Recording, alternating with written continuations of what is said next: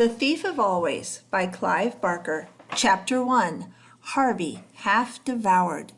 The great gray beast February had eaten Harvey Swick alive. Here he was, buried in the belly of that smothering month, wondering if he could ever find his way out through the cold coils that lay between here and Easter.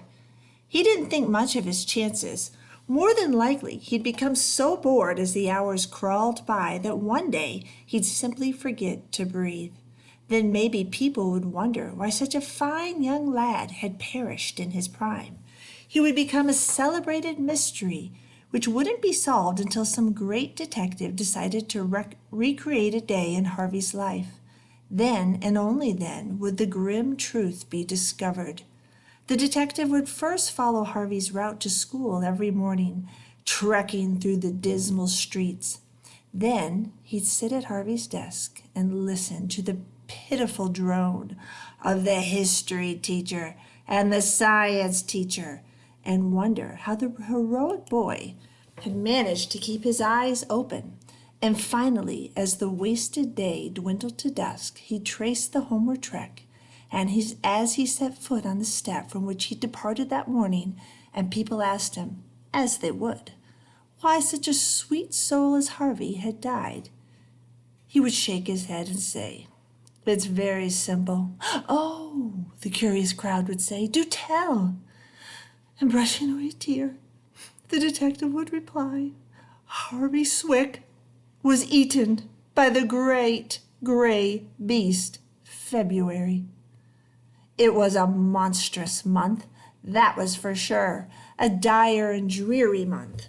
The pleasures of Christmas, both sharp and sweet, were already dimming in Harvey's memory, and the promise of summer was so remote as to be mythical. There'd be a spring break, of course, but how far off was that? 5 weeks? 6? Mathematics wasn't his strong point, so he didn't irritate himself further by attempting, and failing, to calculate the days.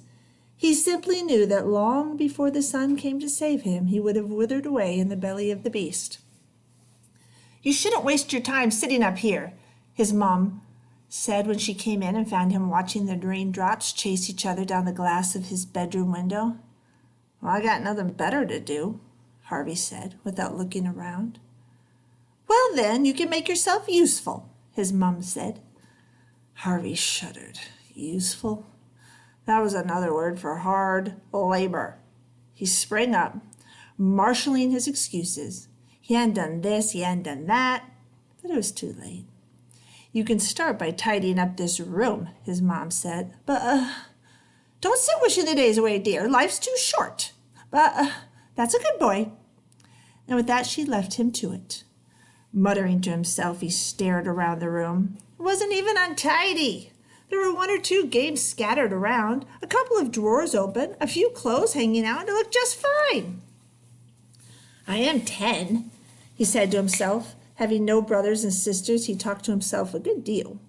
"I mean, it's not as if I'm a kid. I don't have to tidy up just because she says so. It's boring." He wasn't just muttering now, he was talking out loud. I want to.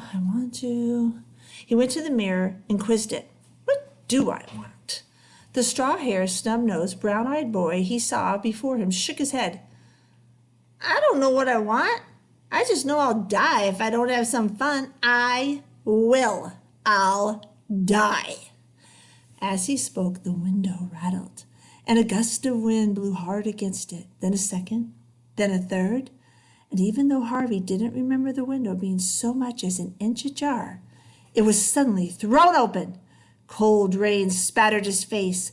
Half closing his eyes, he crossed to the window and fumbled to slam it, making sure that the latch was in place this time.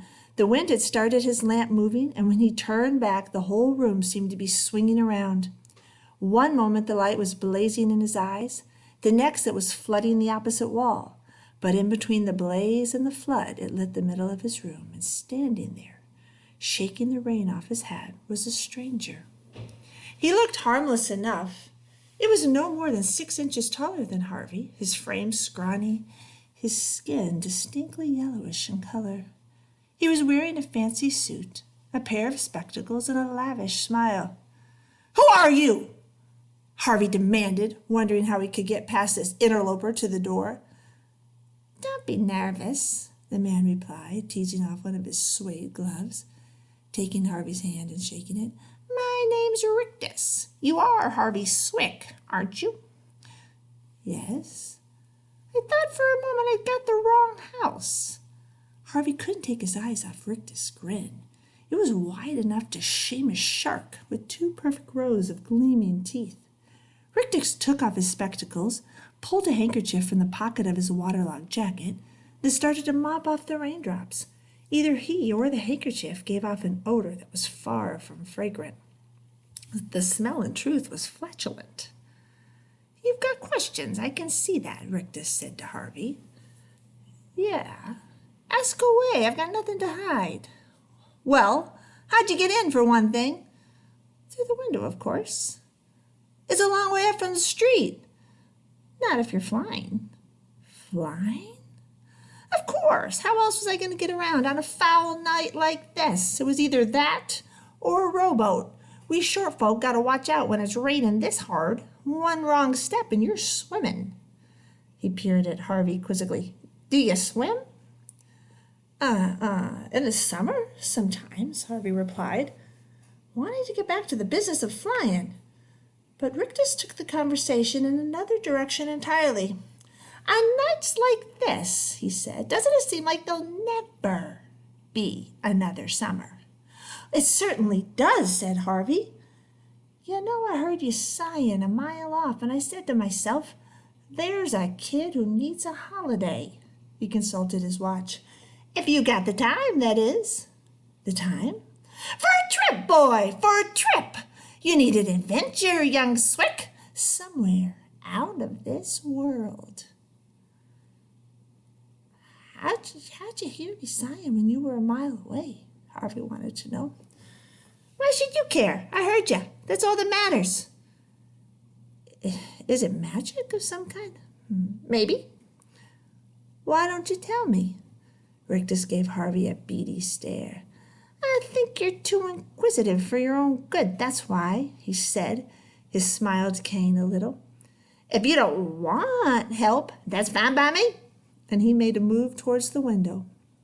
The wind was still gusting against the glass, as though eager to come back in and carry its passenger away.